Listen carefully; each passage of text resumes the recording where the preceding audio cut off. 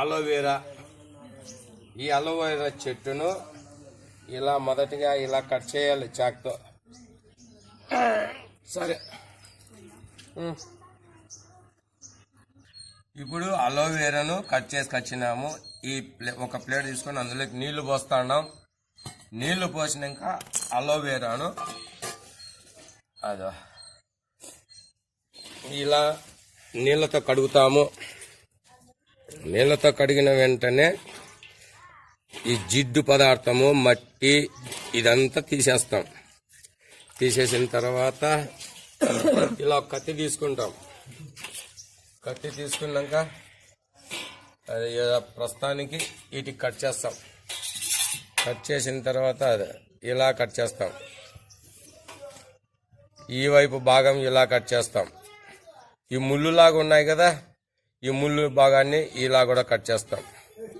Cut చేసిన తర్వాత ఇది ఇప్పుడు నీట్గా పై భాగము కింద భాగము కలిసి పల్చటి పొర ఆకు లాంటిది ఉంటుంది. ఈ ఆకు లాంటి పదార్థాన్ని ఇలా కట్ చేస్తాం. ఇలా కట్ చేసి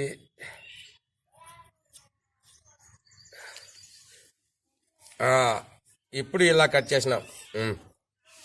స్టాప్. ఇప్పుడు ఇలా పై పొరని తీసినాము. పై పొరని తీసిన తర్వాత ఒక స్పూన్ తీసుకొని అది ఇలా తేవాలి. చూడండి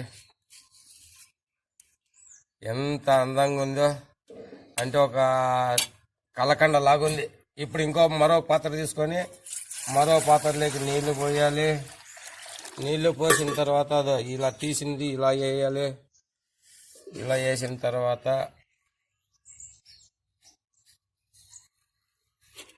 ఎక్కడెక్కడ ఈ కండ భాగం వస్తుంది అదంతా పూర్తిగా తీసేయాలి. కండ భాగం తీసిన తర్వాత మనకు వచ్చే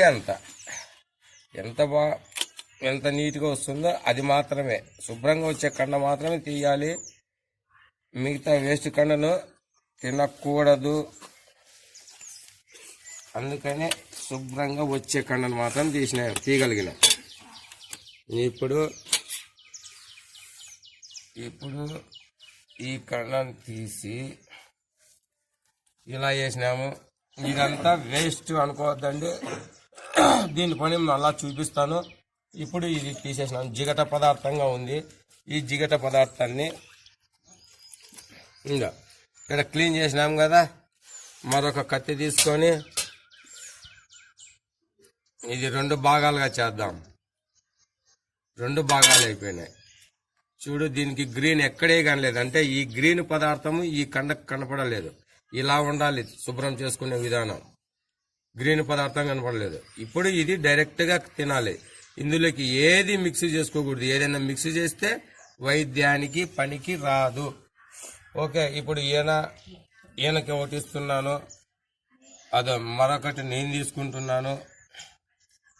మీ అందరి సమక్షంలో నేను ఇలా తింటున్నాను.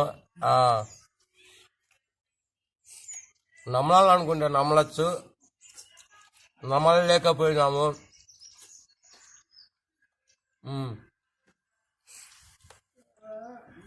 ఒకసారి చూడండి,